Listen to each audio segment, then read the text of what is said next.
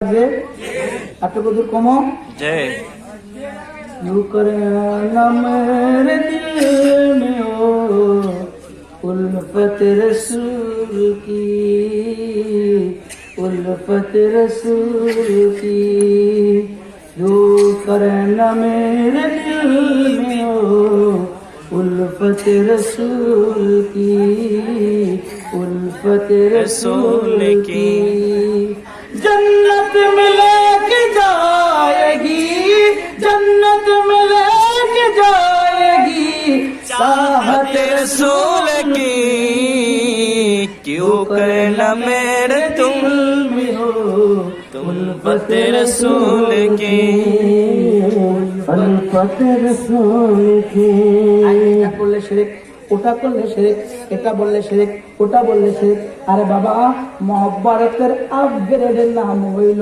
ভালোবাসার আপগ্রেড নাম হইল টপ ক্লাস নাম হইল মহব্বত না সুবহানাল্লাহ মহব্বতের ভালোবাসার আপগ্রেড টপ ক্লাস নামটা হইল ইশক কন্যা সুবহানাল্লাহ ইশকের জন্য কোনো দলিলের প্রয়োজন হয় না যে ইশকে আমার আল্লাহ গাউসুল আজম ইয়া আল্লাহ ইয়া রাব্বি মাওয়াল ইশকে আমার আল্লাহ ইয়া গাউসুল আজম আল ইশকু বাইনাল আশিক ওয়াল মাশুক কন্যা সুবহানাল্লাহ হে গাউসুল আজম ইশকটা হইল আশিক আর মাশুকের মাঝে যেটা ঘটে সেটা তৃতীয় পক্ষ বুঝে না আতুরে কন্যা সুবহানাল্লাহ আতুরে কর সুবহানাল্লাহ এ রাব্বি মাওয়াল ইশক ইশকটা কি আমার আল্লাহ বলেন ইয়া গাউসুল আজম আল ইশকু বাইনাল আশিক ওয়াল মাশুক ইশকটা হইল আশিক আর মাশুকের মাঝে যেটা ঘটে সেটাই হইল ইশক সুবহানাল্লাহ সুবহানাল্লাহ এখন ইশকের কারণে যদি শিরকের ফতোয়া হয় ইশকের কারণে যদি বেদাত হারামের ফতোয়া হয় বাবারে আমার তাইলে আমি কয়টা হিস্ট্রি এখন আপনাদের সামনে তুলে ধরবো আমার নবীর সাহাবীরা কি করছে দেখেন দেখি কন্যা সুবহানাল্লাহ সুবহানাল্লাহ কিছু করতে গেলে যদি বলে কোরআনে আসেনি হাদিসে আসেনি নবী বলছেনি তাহলে নবীর সাহাবীদের প্রশ্ন করছিল নবীর সাহাবীরা রে তোমাদেরকে কি আমার আল্লাহ বলছে না আমার নবী বলছে আমার নবীর থুতু মোবারকটা খাইয়া লাও সুবহানাল্লাহ আতিদের কন্যা সুবহানাল্লাহ সুবহানাল্লাহ এ নবীর সাহাবীরা তোমাদেরকে কি আমার আল্লাহ বলেছে না আমার নবী বলেছে আমার নবীর পেশাব মোবারক খাইয়া লাও এ আমার নবীর সাহাবীরা রে তোমাদেরকে কি আমার নবী বলেছে না আল্লাহ বলেছে নিজের জীবনকে সাপের সামনে কোরবানি দাও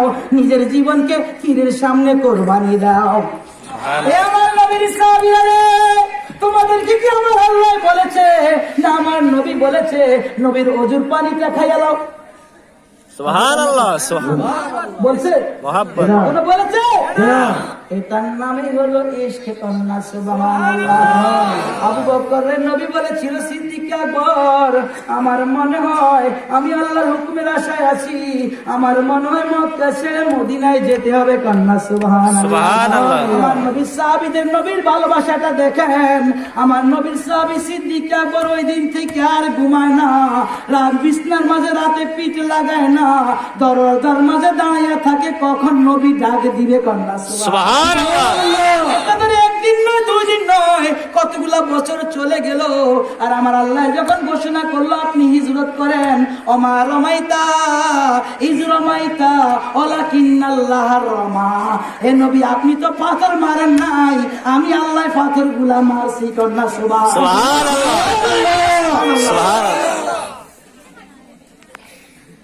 সিদ্দিক আকবর তোরা জায়গায় কয় সিদ্দিক আকবর আস্তে আস্তে দরজা খুলে গেল আমার নবী তাজাব এ সিদ্দিক আকবর রে এত আস্তে কলা নাড়লাম কাফেররা শুনবো দেখা আজ তুমি দরজা কলা নাড়তে দেরি আস্তে ডাকতে দেরি তুমি দরজা কিভাবে খুইলা দিলা কয় দয়াল নবী গো যেদিন থেকে আপনি বলেছেন আমাকে সেই দিন থেকে আমি আর বিছনায় পিঠ লাগাই না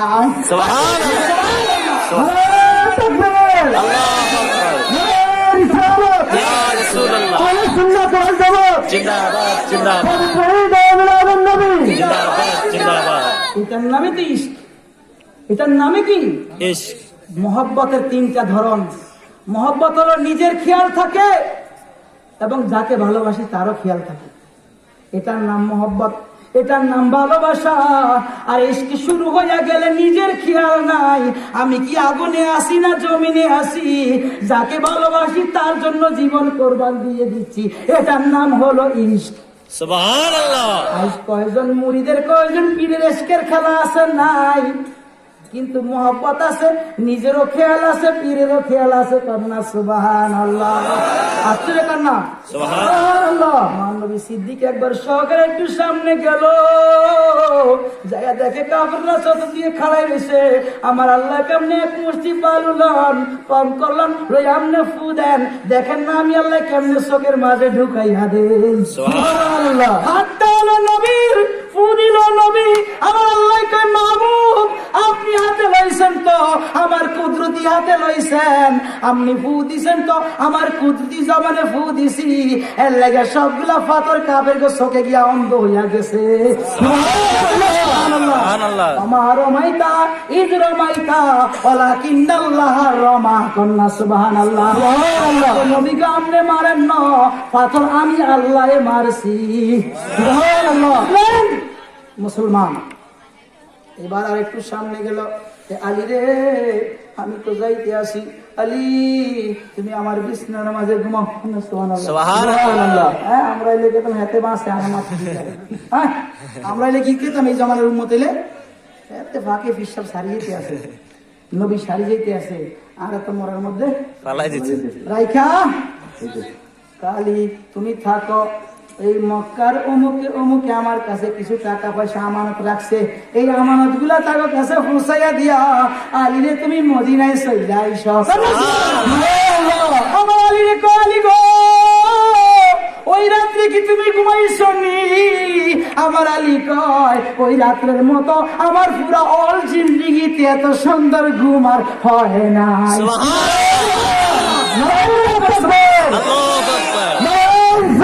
ইয়া রাসূলুল্লাহ। আলে সুন্নাত ওয়াল জামাত জিন্দাবাদ জিন্দাবাদ মিলাদুন নবী জিন্দাবাদ মুহাম্মদ আলী আসলামী সাহেব জিন্দাবাদ জিন্দাবাদ। আমার আলী বলে এ নবীর উম্মতেরা ওই দিনের মতো আমার আর ঘুম হয় নাই, কারণ যখন নবী আমার হায়াতের জিম্মা নিয়ে নিছে।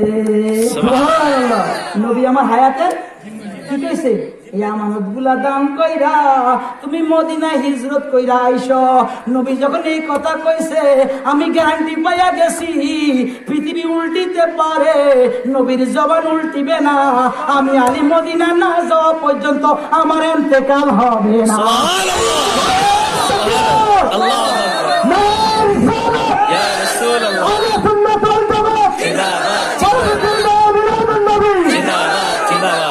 বাবার আমার কি বুঝলেন?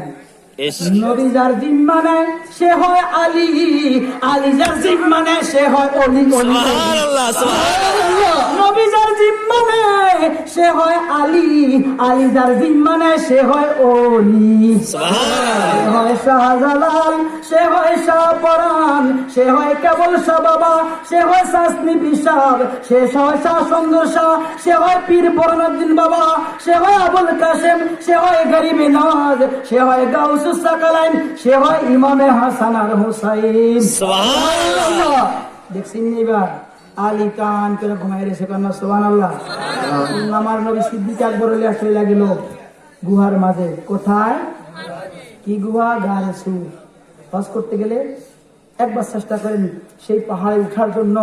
এখন তো সিঁড়ি করে দিছে, আর ওই সময় সিঁড়ি ছিল না। এখন সকালে রওনা দিলে ওই গায়ে চুর থেকে আসতে মাগরিব কাছাইয়া যায়, আর ওই সময় তো সিঁড়ি ছিল না। আমার নবী সিদ্দিক আকবরকে নিয়ে ওই গুহার মাঝে কিভাবে গেছে, কত কষ্ট করে গুহার মাঝে যাই। এবার আমরা এলাকাতে হুজুর আমনে আগে যান আমি পরে যাই, কথাটা বুঝেন না? আমরা বলে কেন কি হুজুর আমনে আগে সিদ্দিক আকবর কা হুজুর খাড়ান, আমি ভিতরে যাই দেখি কি আছে। আমি সিদ্দিক আকবরের দুনিয়ার দরকার নাই নবী গো, আপনি নবীর দরকার আছে। আমাকে আগে দেখতে দেন গুহার মাঝে কি সাপ আছে না বিচ্ছু আছে। সুবহানাল্লাহ। সিদ্দিক আকবর ভিতরে ঢুকলেন, ঢুকে দেখতেছে গুহাটা অনেক খারাপ অবস্থা। তিনি পুরো গুহাটাকে পরিষ্কার করলেন, সাফাই করলেন, ময়লাগুলা দূরীভূত করে দেখলেন গুহার জায়গায় জায়গায় জায়গায় জায়গায় সিদরি কন্যা। সুবহানাল্লাহ। সিদ্দিক আকবর নবীর কাছে কেন এখন শুইছে? আমার নবী ইন্তেকালের পরে কয় সিদ্দিক আকবর কয় ইন্তেকাল আগে কয় এ আমার নবীর সাহাবীরা রে, আমার লাশটারে নিয়ে আমার নবীর রওজার সামনে রাখবা। যদি রওজার থেকে আওয়াজ আসে আমি সিদ্দিক আকবর আমার নবীর কাছে শোয়াইয়া দিবা। সুবহানাল্লাহ। আল্লাহর কসম করে বলতেছি, আমার নিজের জিম্মায় বলতেছি, দলিল সহকারে বলতেছি, আমার সিদ্দিক আকবরকে যখন নবীর রওজার সামনে নিছে, রওজার গেট অটোমেটিক খুলে গেছে, আর কয় আমার বন্ধুরে আমার কাছে দিয়ে যাও কন্যা। সুবহানাল্লাহ। সুবহানাল্লাহ। সেই সিদ্দিক আকবর, সিদ্দিক আকবর রাদিয়াল্লাহু তাআলা আনহু সেই গুহার মাঝে ঢুকে পাগড়িকে টুকরা করতে করতে করতে করতে সবগুলা ছিদ্র বন্ধ কইরা দিয়া একটা ছিদ্রের মাঝে পা দিয়া এবার কয় ইয়া রাসূলুল্লাহ আগে ক্লিয়ার হইছে, আপনি আসতে পারেন ভিতরে কন্যা। সুবহানাল্লাহ। সুন্দর পরিপাটি করি কয় ইয়া রাসূলুল্লাহ আপনি ঘরের ভিতরে আসুন। আসতে পারেন, গুহার ভিতরে আসতে পারেন। নবী ঢুকলো, ঢুকার পরে ক্লান্ত হয়ে গেছে না, সিদ্দিক একবার আমি একটু শুই, সুবহানাল্লাহ। নবীর একটা শোয়, নবীর কি ঘুমায়, নবীর উপরে ওহী নাযিল হইছে, নবী স্বপ্নে যেটা দেখতে দেওয়া ওহী কন্যা। সুবহানাল্লাহ। তাহলে যদি ঘুমাইলে ঘুমে হইতো ওহী হইতো, ওই কথা কন্যা ওহী হইতো, ওহী হইতো না। নবীরা ঘুমাইলে ঘুমায় না কন্যা।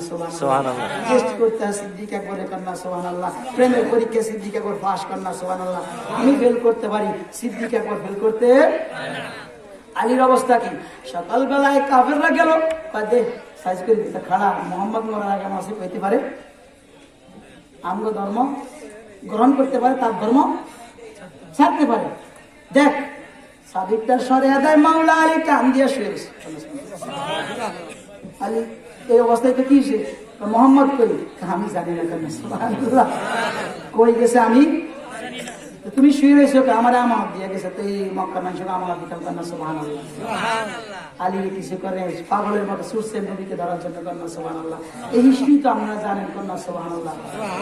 বাবার আমার আজ প্রশ্ন করেন সিদ্দিক আকবরকে, মাওলা আলীকে আল্লাহ হুকুম দিছিল না নবী হুকুম দিছিল নিজের জীবনকে উৎসর্গ করো?